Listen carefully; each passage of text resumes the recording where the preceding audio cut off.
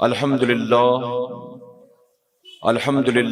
رب العالمین والعاقبۃ للمتقین والصلاة والسلام علی سید الانبیاء والمرسلین اما بعد فاعوذ باللہ من الشیطان الرجیم بسم اللہ الرحمن الرحیم یا ایہا الذین آمنوا اتقوا اللہ وکونوا مع الصادقین صدق اللہ مولانا العلی العظیم۔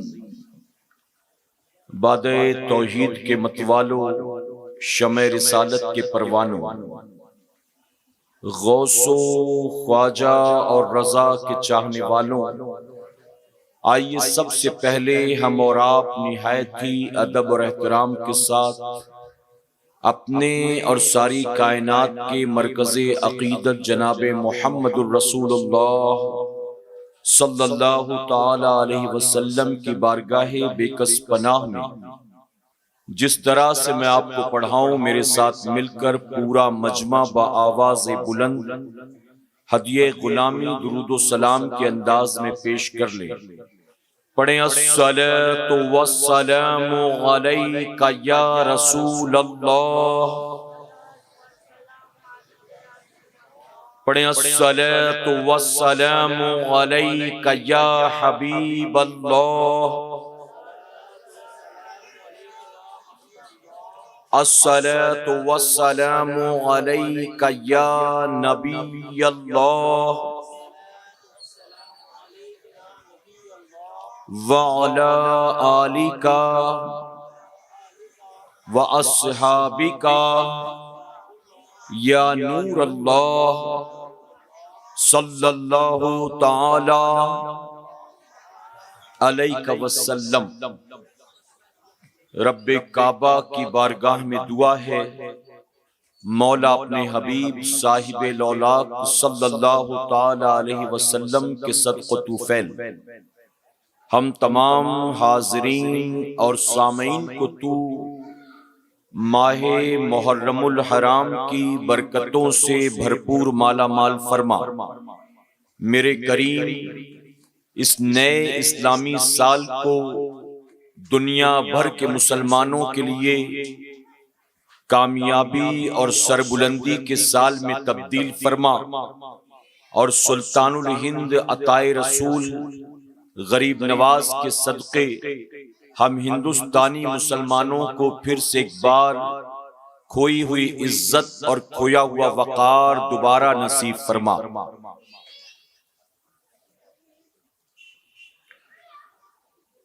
جو دہکتی ریت کے بستر پہ سویا وہ حسین،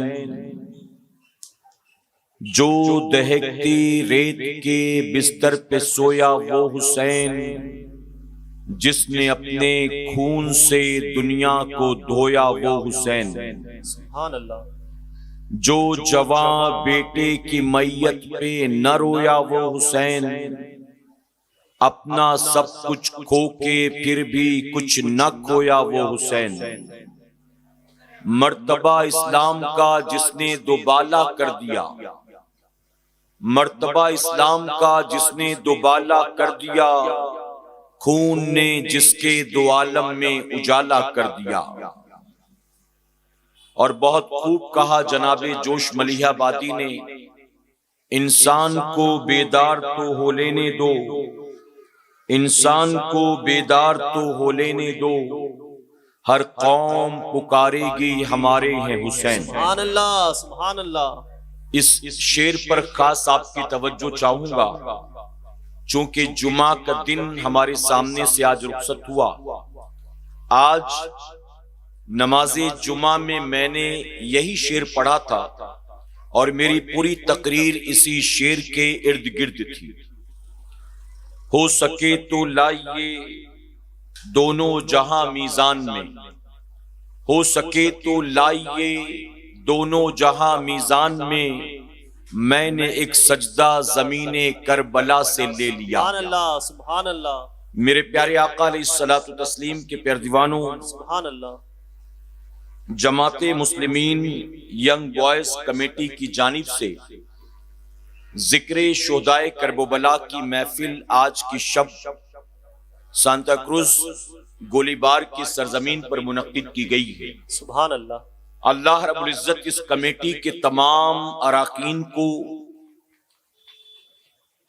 محفل سجانے والوں کا سجانا اور ہمارا اور آپ کا یہاں آنا قبول فرمائے۔ میرے پیارے آقا علیہ الصلوۃ والتسلیم کے پیارے دیوانوں، آپ جانتے ہیں کہ جیسے ہی ماہ محرم الحرام کا چاند آسمان پر چمکتا ہے، پوری دنیا میں لوگ کربلا والوں کی بارگاہ میں خراج عقیدت پیش کرنا شروع کر دیتے ہیں۔ ہماری آج کی یہ محفل بھی اسی سلسلے کی ایک کڑی ہے کہ ہم کربلا والوں کی بارگاہ میں خراج عقیدت پیش کرنے کے لیے یہاں جمع ہوئے۔ یاد رکھیں، ان تمام چیزوں کا اصل دو مقصد ہے۔ ہم امام حسین کے نام پر محفل سجاتے ہیں، یا ہم ان کے نام پر سبیل لگاتے ہیں، یا ان کے نام پر لوگوں کو شربت پلاتے ہیں، یا کھچڑا بنا کر لوگوں میں تقسیم کرتے ہیں، یا ہم غریب نواز کی چھٹی شریف مناتے ہیں، یا اپنے نانا دادا کا تیجا 8واں 10واں برسی کرتے ہیں۔ ان تمام چیزوں کے پیچھے دو مقصد ہوتے ہیں۔ سب سے پہلی چیز تو یہ ہے کہ ہم یہ سب کچھ کر کے گویا ان کی محبت کا ثبوت دیتے ہیں۔ سبحان اللہ۔ کہ اے امام علی مقام، اے غریب نواز، اے مولائے کائنات، اے مخدوم کچوچا، ہم آپ سے محبت کرنے والے لوگ، سبحان اللہ، ہم آپ کے ماننے والے لوگ ہیں۔ اور دوسرا مقصد ان ساری چیزوں کا یہ ہوتا ہے کہ ہم ان چیزوں کے ذریعے گویا انہیں ایصال ثواب کرتے ہیں۔ ایصال ثواب کا مطلب جانتے ہیں آپ کیا ہے؟ ایصال کا مطلب ہوتا ہے پہنچانا، اور ثواب کا مطلب ہوتا ہے نیکی، نیک عمل۔ تو ہم غریبوں کو کھانا کھلا کر یوں دعا کرتے ہیں کہ اللہ اس کا ثواب میرے مرحوم والد کو عطا فرما، یا ہم غریبوں کو کھانا کھلا کر یوں دعا کرتے ہیں کہ مولا اس کا ثواب بطور ہدیہ میں نذر کرتا ہوں مخدوم کچوچا کی بارگاہ میں، مخدوم ماہمی کی بارگاہ میں، غریب نواز کی بارگاہ میں، شہدائے کرب و بلا کی بارگاہ میں۔ تو ہم گویا اس کے ذریعے انہیں ایصال ثواب کیا کرتے ہیں۔ سبحان اللہ۔ میرے پیارے آقا کے پیارے دیوانوں، جب بزرگان دین کی بارگاہ میں پیش کریں تو یہ ہماری طرف سے تحفہ ہوتا ہے، اور جب اپنے عام مرحومین کی بارگاہ میں پیش کریں تو یہ ان کے لیے جنت میں جانے کا سبب اور ضمانت ہوا کرتا ہے۔ تو ان چیزوں کے پیچھے دو مقصد ہیں جو میں نے آپ کو بتا دیا۔ میرے پیارے آقا کے پیارے دیوانوں، اب جب بھی ہم ایصال ثواب کریں تو ہمیں سب سے پہلے یہ خیال رکھنا ہوگا کہ ایصال ثواب کے نام پر وہی کام کریں جو کام عین قرآن و سنت کے مطابق۔ اگر ایصال ثواب کے نام پر ڈھول نگاڑے پیٹے جائیں، ایصال ثواب کے نام پر میلہ لگایا جائے، ایصال ثواب کے نام پر مرد عورت کی خلط ملط کی جائے، ایصال ثواب کے نام پر کوئی ایسا کام کریں جس سے اللہ اور اس کے رسول صلی اللہ علیہ وسلم نے منع فرمایا ہے، تو یاد رکھیں نہ کرنے والے کو کوئی فائدہ ہونا ہے اور نہ جن کی طرف سے کیا جائے ان کو کوئی فائدہ ہونا ہے۔ تو ایصال ثواب اپنے عام مرحومین کی طرف سے کریں یا بزرگان دین کی طرف سے کریں، ہمیشہ قرآن و سنت کے دائرے میں رہ کر کیا کریں کہ انشاءاللہ۔ انشاءاللہ۔ اس کا فائدہ کیا ہوگا؟ جن کی طرف سے کرو گے اللہ ان کو بھی ثواب دے گا، اور جو بندہ کرے گا اللہ اس کو بھی ثواب عطا فرمائے گا، یعنی دونوں ثواب کے حقدار ہوں گے۔ اور اگر قرآن و سنت کے خلاف کوئی کام کیا جائے تو جن کی طرف سے کیا ہے ان کا کوئی نقصان نہیں ہوگا، لیکن جس نے کیا ہے ممکن ہے قیامت میں یہی کام اس کی پکڑ کا سبب بن جائے۔ آگے بات سمجھ میں آپ کے؟ اب یہ ذکر شہدائے کرب و بلا کی محفل، ہم سب غور کریں آج کربلا والوں کے نام پر پوری دنیا میں کیا کچھ کیا جاتا ہے اور جتنی چیزیں کی جاتی ہیں، آپ کو ماننا پڑے گا کہ ان تمام چیزوں کا اکثر تعلق قرآن و سنت سے نہیں ہے بلکہ رسم و رواج سے، باپ دادا کے طور طریقے سے، جن کی قرآن و سنت میں دین میں کوئی اصل کوئی حقیقت نہیں۔ میں یہ بات ہمیشہ کہتا ہوں اور پورے ہندوستان میں جہاں موقع ہوتا ہے وہاں کہتا ہوں، اگر کوئی رسم و رواج 10 20 30 40 سال پرانی ہو اور وہ رسم و رواج قرآن و سنت سے ٹکرانے والی نہ ہو، آپ کریں، اگر آپ کو ثواب نہیں ہوگا تو اس کے بدلے کوئی عذاب بھی نہیں ہوگا۔ لیکن کوئی رسم و رواج اگر 200 400 500 سال پرانی ہو، باپ دادا پردادا سارے کرتے چلے آتے، ہماری جماعت میں ایسا ہوتا ہو، ہمارے علاقے میں ایسا ہوتا ہو، ہمارے خاندان میں ایسا ہوتا ہو، لیکن وہ رسم و رواج قرآن و سنت سے ٹکرانے والی ہو تو بحیثیت مسلمان ہمیں رسم و رواج کی پرواہ نہیں کرنا ہے، نبی کی لائی ہوئی شریعت کی پرواہ کرنا ہے۔ اور آپ جانتے ہیں کربلا کے میدان میں جو کچھ ہوا اس کا اصل مقصد بھی یہی تھا۔ یزید کربلا میں طبیعت کی نمائندگی کر رہا تھا اور امام حسین کربلا میں شریعت کی نمائندگی کر رہے تھے۔ سبحان اللہ۔ یزید من کی مرضی کا مالک تھا اور امام حسین اللہ رسول کے فرمانبردار تھے۔ یزید دیکھتا تھا نفس کو کیا پسند ہے اور امام حسین دیکھتے تھے اللہ اور اس کے نبی کو کیا پسند ہے۔ سبحان اللہ۔ یزید طبیعت کے پیچھے پیچھے چلتا تھا اور امام حسین شریعت کے پیچھے پیچھے چلتے تھے۔ اب ہمیں اور آپ کو یہ سمجھنا ہوگا کہ ہم کہاں جا رہے ہیں، ہم طبیعت پر عمل کر رہے ہیں کہ شریعت پر عمل کر رہے ہیں۔ اگر ہمارا کوئی عمل طبیعت کے مطابق ہو تو یاد رکھیں کہ ہم گویا یزید کے پیچھے چل رہے ہیں، اور اگر ہمارے سارے عمل شریعت کے مطابق ہو تو یاد رکھیں گویا ہم امام حسین کی سیرت کو اپنائے ہوئے۔ میرے پیارے آقا کے پیارے دیوانوں، بچے کی ولادت تو ہمارے گھر میں طبیعت پر عمل ہو رہا ہے کہ شریعت پر عمل ہو رہا ہے؟ منگنی ہو رہی ہے تو طبیعت کے مطابق کہ شریعت کے مطابق؟ نکاح ہو رہا ہے تو طبیعت کے مطابق کہ شریعت کے مطابق؟ ولیمہ ہو رہا ہے تو طبیعت کے مطابق کہ شریعت کے مطابق؟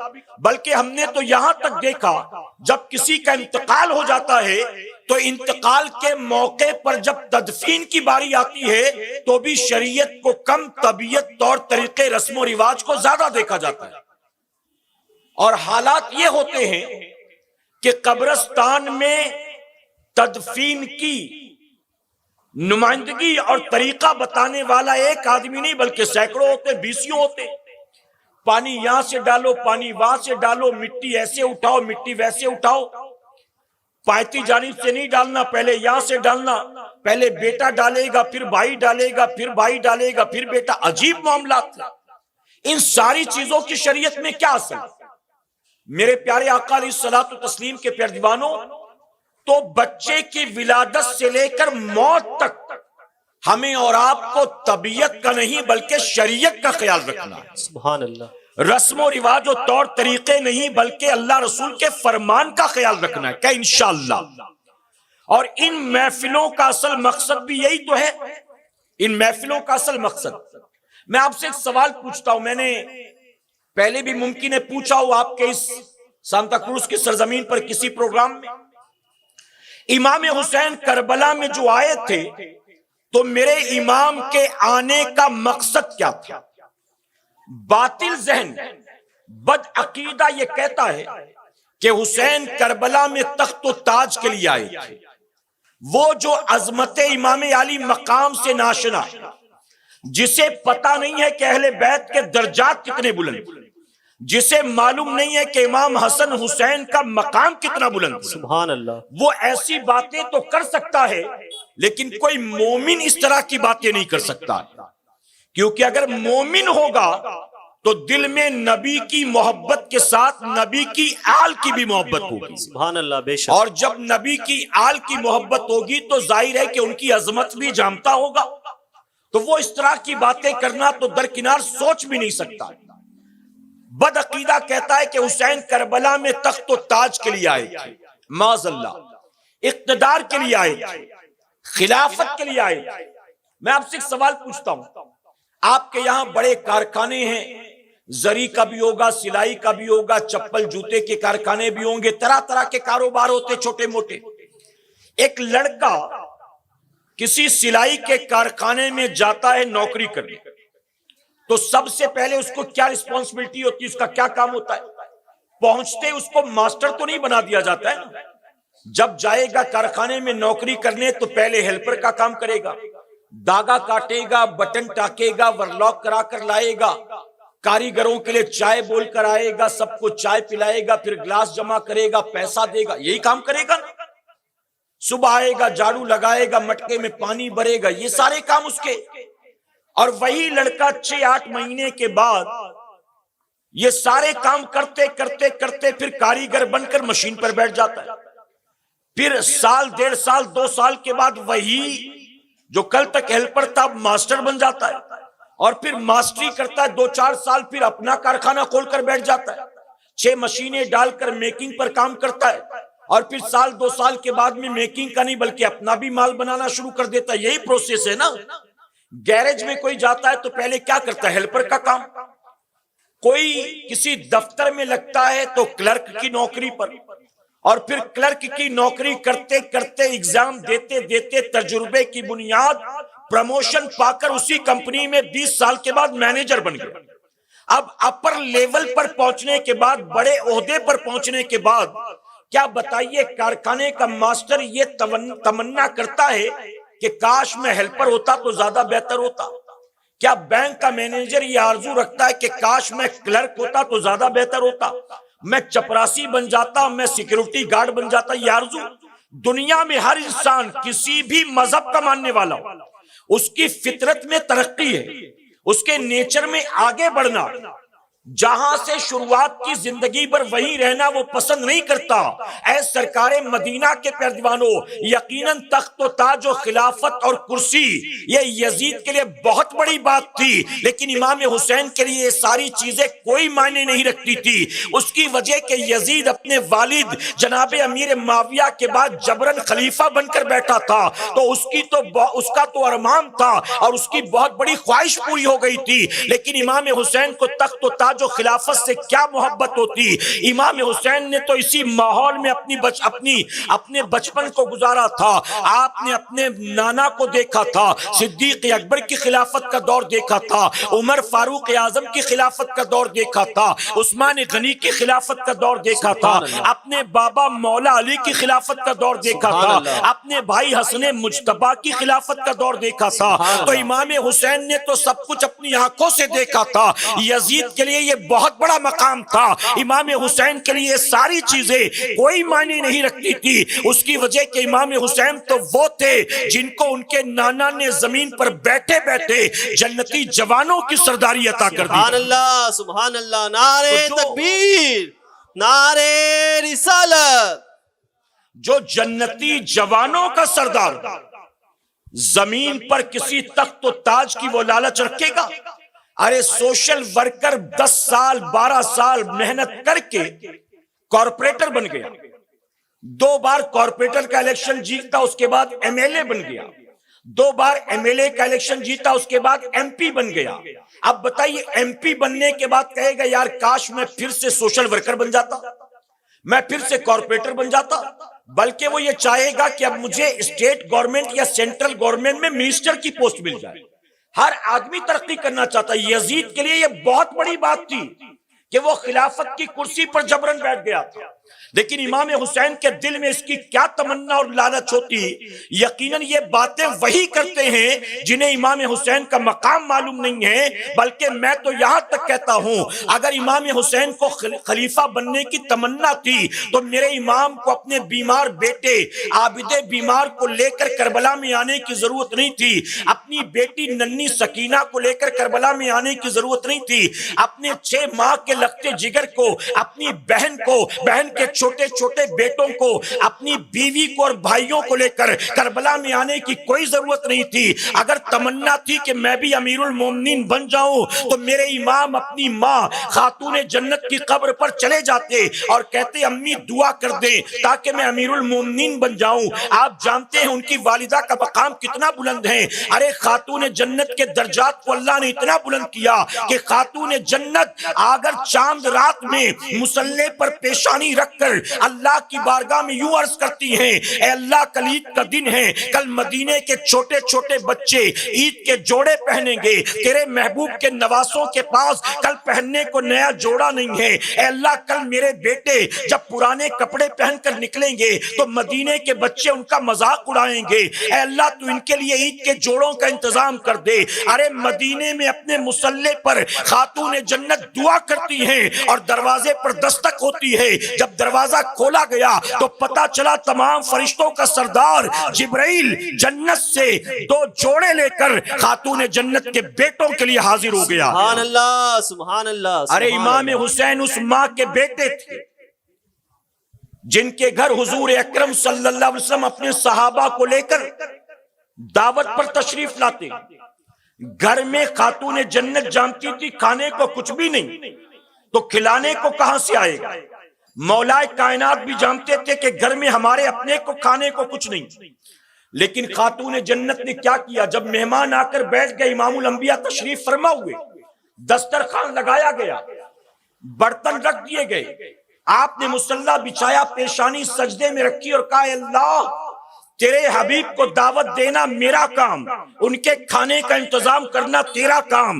ابھی آپ نے یہ دعا ہی کی تھی کہ آقا فرماتے ہیں صحابہ اکرام نے اطمینان کے ساتھ کھانا کھا لیا، سب کھانے سے فارغ ہو گئے تو میرے نبی نے صحابہ سے مخاطب ہو کر کہا اے میرے غلاموں یہ بتاؤ آج تم نے کہاں کا کھانا کھایا ہے؟ تو صحابہ کہتے ہیں آقا ہم نے کھانا تو فاطمہ کے گھر کا کھایا ہے، علی کے گھر کا کھایا ہے، لیکن آقا ایسا کھانا ہم نے آج سے پہلے کبھی نہیں کھایا ہے۔ تو نبی فرماتے سنو گھر علی کا ہے، دسترخوان علی کا ہے، یہ برتن بھی علی کے ہیں، لیکن جو تم نے کھایا ہے یہ کھانا علی کے گھر کا نہیں ہے بلکہ اللہ نے یہ کھانا تمہارے لیے جنت سے اتارا۔ سبحان اللہ، سبحان اللہ۔ نعرے تکبیر، نعرے رسالت، ذکر شہدائے کربلا۔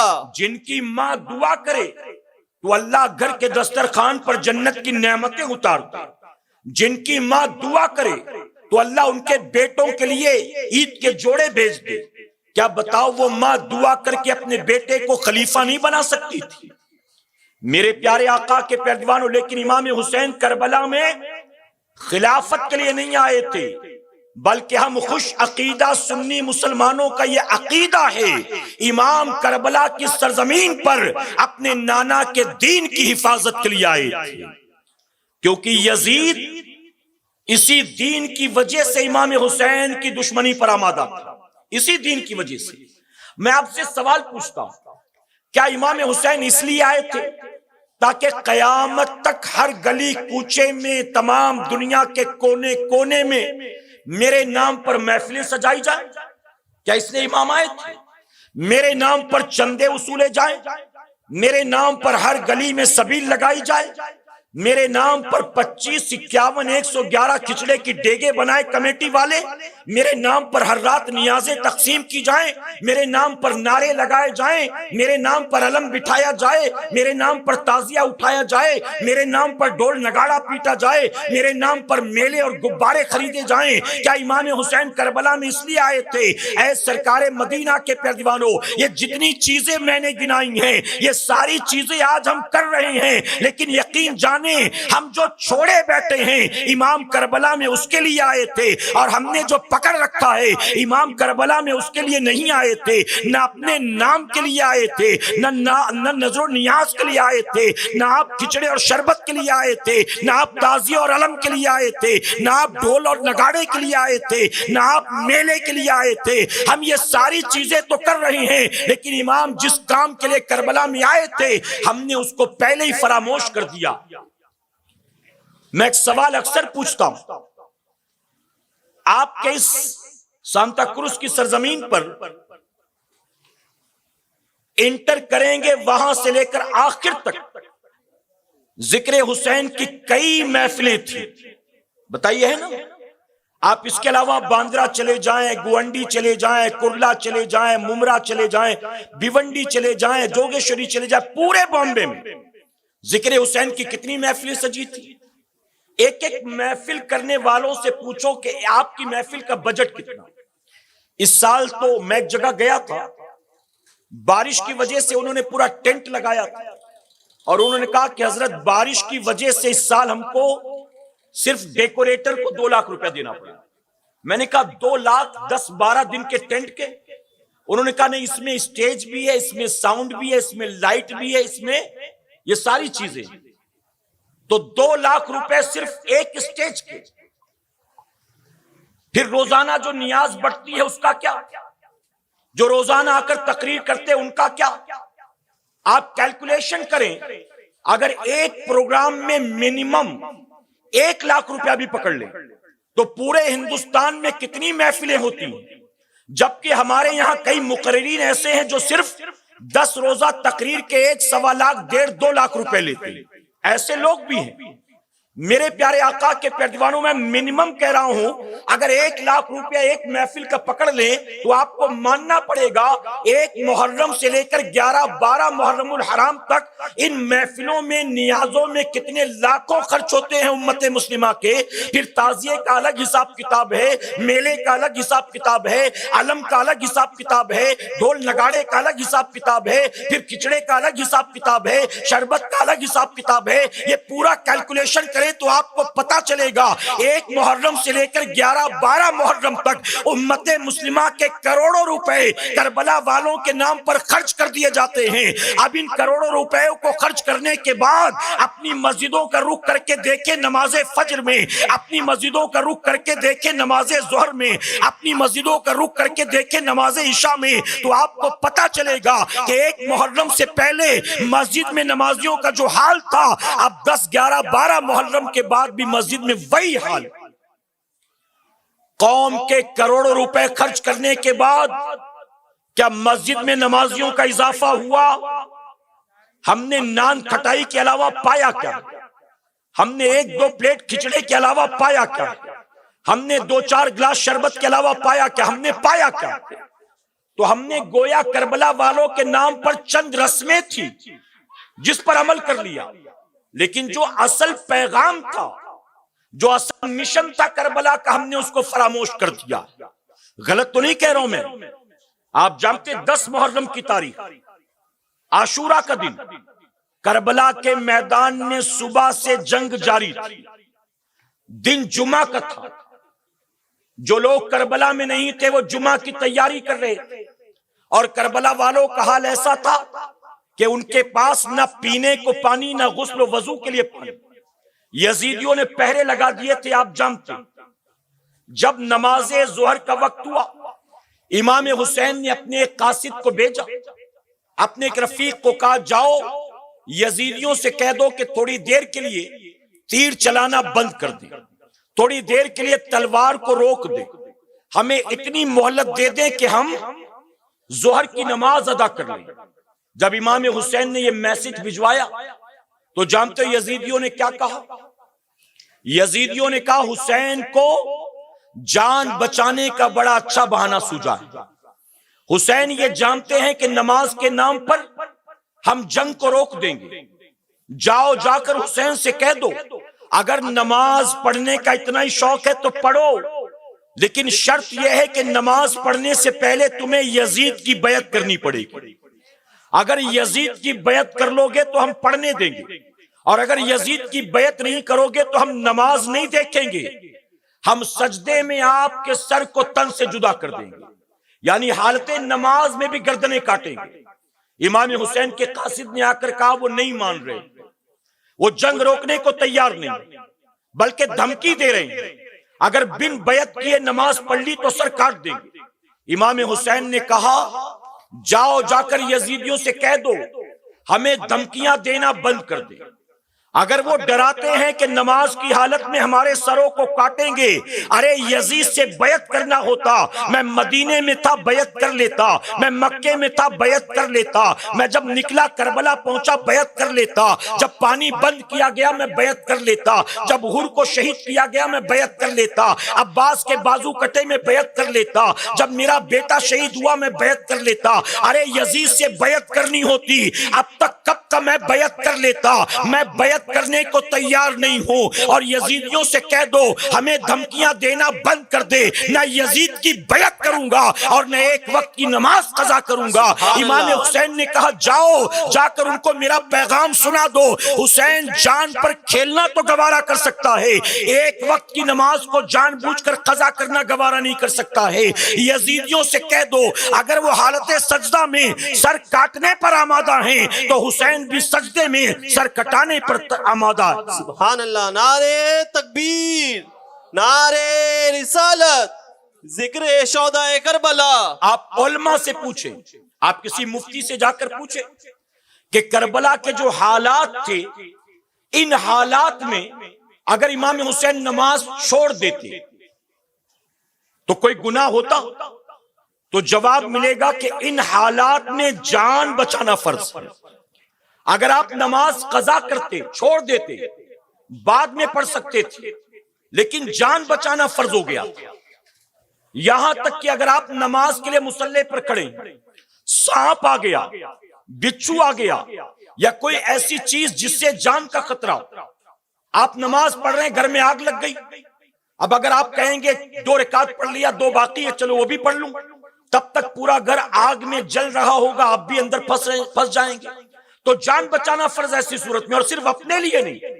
اگر آپ نماز پڑھ رہے ہیں، چولہا جل رہا ہے، اور چھوٹا سا بچہ 8-9 مہینے کا، سال بھر کا، رینگتا ہوا آیا اور عنقریب وہ چولہے میں ہاتھ ڈالنے والا ہے یا ہانڈی کو پکڑ کر اپنے اوپر پلٹنے والا، تو بچے کی جان بچانے کے لیے بھی نماز توڑ سکتی۔ اگر کوئی نابینا چلا جا رہا ہے اور سامنے کوئی موذی جانور ہے یا کوئی کنواں ہے اور آپ نماز میں ہیں اور آپ کو یقین ہے کہ اگر نماز توڑ کر بچاؤں گا نہیں تو یہ کنویں میں گر جائے گا یا موذی جانور کاٹ لے گا، تو اس کی جان بچانا فرض ہے، نماز کو توڑ کر اس کی جان بچائیں۔ امام حسین کے لیے بھی شرعی عذر تھا، آپ نماز قضا کر سکتے تھے، کیوں؟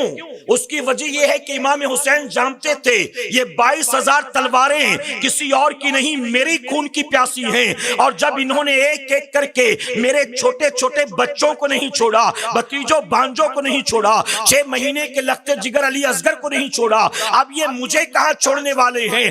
اصل دشمنی تو ان کی مجھ سے ہے، اور جب موقع ملے گا یہ تو مجھے چھوڑیں گے نہیں۔ امام کو یقین تھا، پھر بھی امام نے سجدہ کیا۔ شریعت نے اجازت دی کہ نماز چھوڑ سکتے تھے، لیکن حسین جانتے تھے اگر جان بچانے کے لیے نماز کو چھوڑ دوں گا لوگ کہیں گے حسین کو جان زیادہ پیاری تھی، نماز اتنی پیاری نہیں تھی، اور اگر میں نماز کو قضا کر دوں گا قیامت تک جب بھی کربلا کا ذکر ہوگا، جب بھی کوئی خطیب خطابت کرے گا، جب بھی کوئی لکھنے والا لکھے گا تو یہ لکھا جائے گا حسین نے نماز قضا کر دی تھی، حسین نے جان بچانے کے لیے نماز چھوڑ دی تھی۔ اور امام جانتے تھے آج میں چھوڑوں گا تو قیامت تک میرے نانا کے امتی اس کو مثال بنائیں گے اور کہیں گے حسین نے بھی تو چھوڑا تھا، میں نہیں چھوڑتا تو ٹرین چھوٹ جاتی، میں نہیں چھوڑتا تو نوکری چھوٹ جاتی، میں نہیں چھوڑتا تو ایگزام چھوٹ جاتا، میں نہیں چھوڑتا تو کاروبار برباد ہو جاتا۔ وہ بھی بہانے تلاش کریں گے اور معمولی معمولی عذر پر نمازیں چھوڑنا شروع کر دیں گے۔ اس لیے میرے امام نے اس وقت سجدہ کر کے قیامت تک کے لیے مثال قائم کر دی کہ حسین جان پر کھیل کر اللہ کا سجدہ کر کے یہ بتا رہے ہیں حسین کو نہ گھر بار پیارا ہے، نہ بیوی بچے پیارے ہیں، نہ بھائی بھتیجے بھانجے پیارے ہیں، نہ اپنی جان پیاری ہے، حسین کو سب سے زیادہ پیار ہے تو نانا کی آنکھوں کی ٹھنڈک نماز سے پیار ہے۔ سبحان اللہ، سبحان اللہ، سبحان اللہ۔ اور ہم اور آپ کیا کر رہے ہیں؟ ہم اور آپ کیا کر رہے ہیں؟ آج جمعہ کی 2 رکعت پڑھ کر جب پلٹے ہوں گے تو کتنے لوگ اثر پڑھنے مسجد میں گئے ہوں گے، کتنے لوگ دوبارہ مغرب کے لیے گئے ہوں گے، بلکہ میں پوچھتا ہوں یہاں کتنے ہیں جو عشاء پڑھ کر آئے ہیں اور کتنے ہیں جو رات سونے کے بعد فجر میں اٹھیں گے؟ کتنے ہیں بھلا بتاؤ؟ میرے پیارے آقا کے پیروانوں، یہ تو امام کی مثال دی میں نے، اب آؤ عورتوں کے لیے بھی ایک مثال دیتا چلوں۔ تاکہ عورتوں کو بھی پتا چلے کہ نماز کتنی اہم چیز ہے۔ میں نے دیکھا عورتوں پر عیدین کی نماز نہیں، جمعہ کی نماز نہیں، تو نتیجہ یہ ہے کہ عورتیں پورا سال گزر جاتا ہے اللہ کا سجدہ ہی نہیں کرتی۔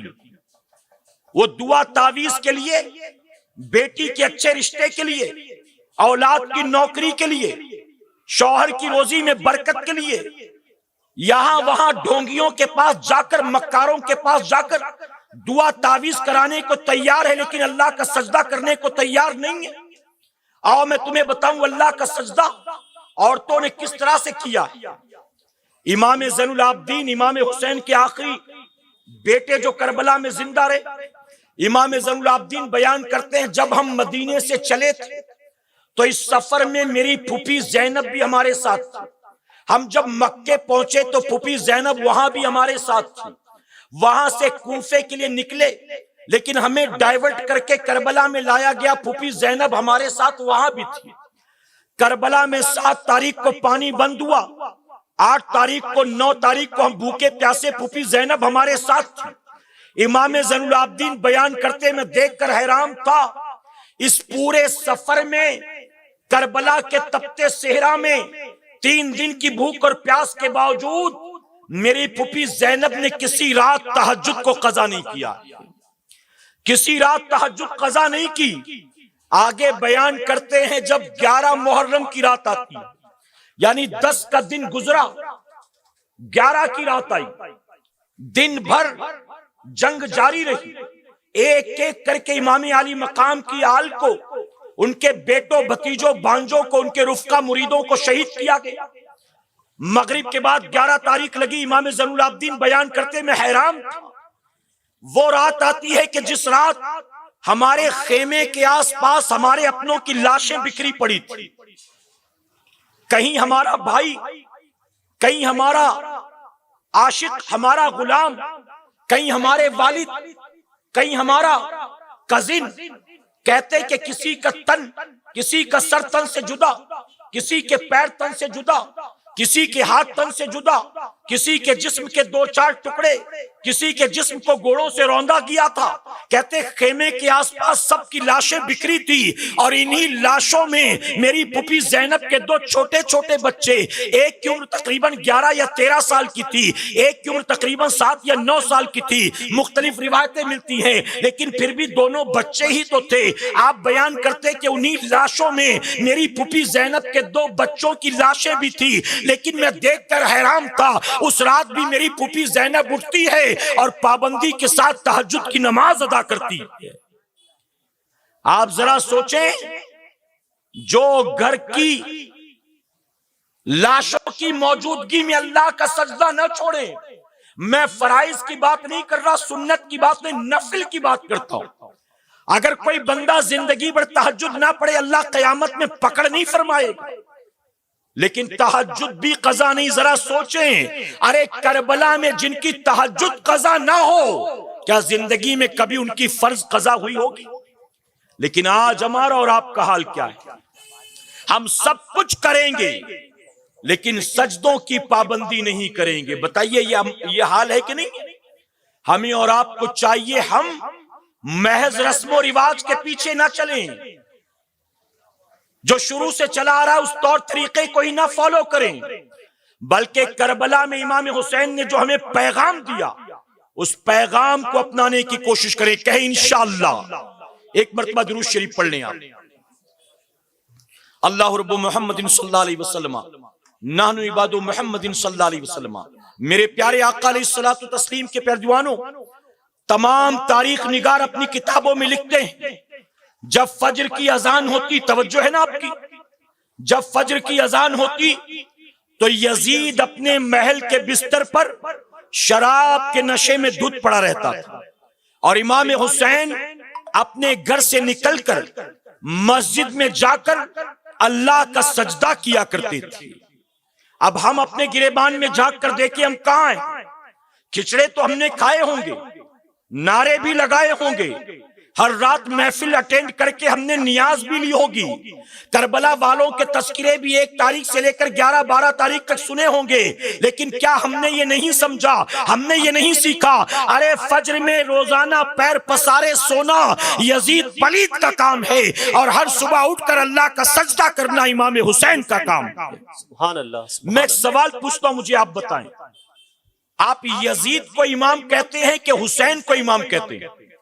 جی، یزید کا نام لیتے ہیں تو یزید پلید کہتے ہیں، لعنتی کہتے ہیں، جہنمی کہتے ہیں، اور نواسے رسول کا جب نام لیتے تو کیا کہتے ہیں؟ امام حسین، امام عالی مقام، یہی کہتے ہیں نا۔ تو ہمارا امام کون ہے؟ یزید ہے کہ حسین ہے؟ جی، سینوں سے آواز آئے، ہمارا امام کون؟ حسین۔ جب آپ کا ضمیر زندہ، غیرت بیدار ہے، اور دل زبان گواہی دے رہے ہیں، یزید ہمارا امام نہیں، حسین ہمارے امام ہیں، تو اس محفل پاک سے اٹھنے سے پہلے یہ طے کر لینا، جب امام حسین ہیں تو اب یزید کے پیچھے نہیں چلیں گے، اب چلیں گے تو امام حسین کے پیچھے پیچھے چلیں گے۔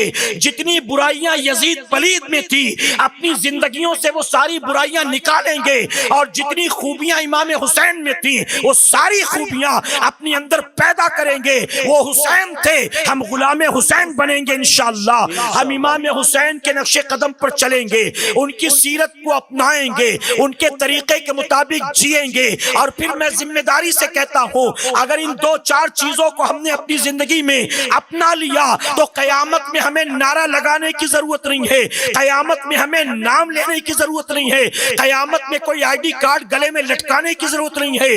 ہم میدان قیامت میں چاہے جہاں ہوں گے، امام حسین خود ہمیں تلاش کریں گے اور اپنے نانا کی بارگاہ میں حاضر کر کے کہیں گے، نانا اس کو آب کوثر کا جام پلا دو، یہ زبانی جمع خرچ کرنے والا نہیں تھا بلکہ یہ مجھ سے سچی محبت کرنے والا تھا۔ سبحان اللہ، سبحان اللہ۔ یہ صرف ڈیگوں اور ڈرموں والا نہیں تھا، یہ صرف نیازوں اور نعروں والا نہیں تھا، بلکہ یہ میری سیرت کو اپنانے والا تھا، یہ میرے نقش قدم پر چلنے والا تھا۔ میں آپ سے پوچھتا ہوں، ایک ایک کر کے نماز قضا کرنا یزید کا کام، اور امام حسین صرف پڑھتے نہیں تھے، مدینے میں آپ امامت فرماتے تھے، تو پڑھنا بھی حسین کا کام، پڑھانا بھی حسین کا کام۔ ہفتے میں 1 بار جمعہ کی 2 رکعت یزید پڑھتا تھا، اور امام حسین 5 وقت نماز کی پابندی کرتے تھے، تہجد گزار تھے۔ ہم اور آپ خود کہاں ہیں ذرا غور کر لیں۔ میں کسی کو پوائنٹ آؤٹ نہیں کرتا کہ یہ کیسا وہ کیسا، ہم سب اپنے گریبان میں جھانک کر خود دیکھیں ہم کہاں ہیں۔ ہم کہتے ہیں امام حسین، امام حسین، امام حسین، اور چلتے ہیں یزید پلید کے پیچھے۔ تو یاد رکھنا، میرے نبی نے 1450 سال پہلے فرمایا تھا کہ میرے نواسے جنتی جوانوں کے سردار ہیں۔ جب زندگی بھر چلو گے یزید پلید کے پیچھے تو کیا جنت میں امام حسین کے ساتھ رہو گے؟ میرے آقا نے فرمایا، جو جس سے محبت کرے گا کل قیامت میں اس کو اسی کے ساتھ اٹھایا جائے گا۔ اور میرے آقا نے محبت کی دلیل کیا دی؟ یہ نہیں فرمایا کہ محبت کا مطلب ہے کہ نام لیا کرو، نعرے لگایا کرو، نیازیں پکایا کرو، نہیں، نبی نے فرمایا تم مجھ سے محبت کرو، اور میری محبت کی دلیل یہ ہے کہ تم میری سنتوں سے محبت کیا کرو۔ سبحان اللہ۔ سنتوں سے محبت کرو، تم میری آل سے محبت کرو۔ نبی نے فرمایا میری محبت کی دلیل یہ، ارے ہمارے یہاں کے لڑکے کسی فلم سٹار سے محبت کرتے ہیں تو ہیئر سٹائل اس کی طرح، ڈریسنگ اس کی طرح، وہ بالی پہنے تو یہ بھی چھید کرا لے گا، وہ بریسلٹ پہنے تو یہ بھی ہاتھ میں بریسلٹ پہن لے گا، وہ کسی فلم میں سر منڈا دے تو یہ بھی سر منڈا دے گا۔ یہ سب کیوں کر رہا ہے؟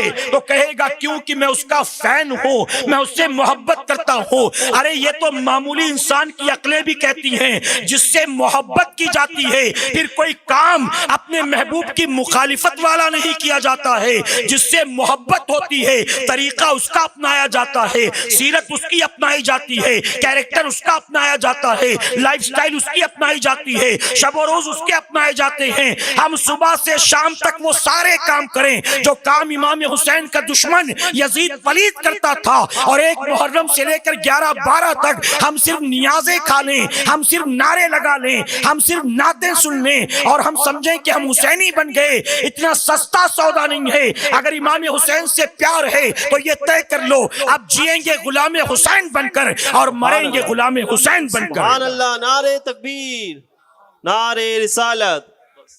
اللہ اپنے محبوب پاک کے صدقے ہمیں آپ کو سب کو کہنے سننے سے زیادہ عمل کرنے کی توفیق عطا فرمائے۔ درمیان گفتگو مجھ سے جانے انجانے میں کوئی غلطی خامی رہ گئی، آپ سب کو گواہ بنا کر سچے دل سے توبہ کرتا ہوں۔ رب میری توبہ قبول فرمائے اور ہماری اس محفل پاک کو اللہ قیامت میں ہمارے لیے، ہمارے والدین کے لیے، ہمارے اہل ویال کے لیے بخشش اور نجات کا ذریعہ بنائے۔ وما علینا الا البلاغ۔